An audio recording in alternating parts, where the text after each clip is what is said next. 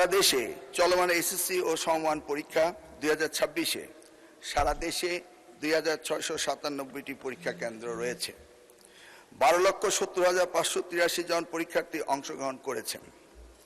সম্প্রতি ভারী বর্ষণ ও বৈরী আবহাওয়ার কারণে চট্টগ্রাম শিক্ষা বোর্ডের অধীনস্থ 5টি জেলা তথা চট্টগ্রাম, কক্সবাজার, খাগড়াছড়ি, রাঙ্গামাটি ও বান্দরবনে অনুষ্ঠিতব্য পরীক্ষা স্থগিত করা হয়েছে। চট্টগ্রাম শিক্ষা বোর্ডের বাইরেও ঢাকা সহ দেশের কিছু কিছু জেলায় বিচ্ছিন্নভাবে কিছু পরীক্ষার্থী বৈরী আবহাওয়া ও বহুবিধ কারণে নির্ধারিত পরীক্ষায় অংশগ্রহণ করতে পারেনি।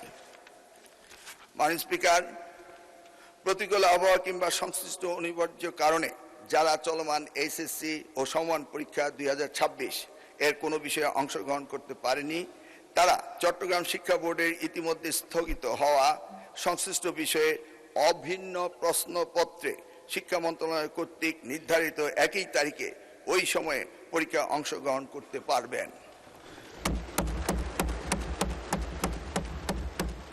মাননীয় স্পিকার, যেহেতু এসএসসি পরীক্ষা শিক্ষার্থীদের জীবনে একটি অত্যন্ত গুরুত্বপূর্ণ ধাপ, তাই বিশেষ বিবেচনায় এই বিশেষ সুযোগ প্রদান করা হলো।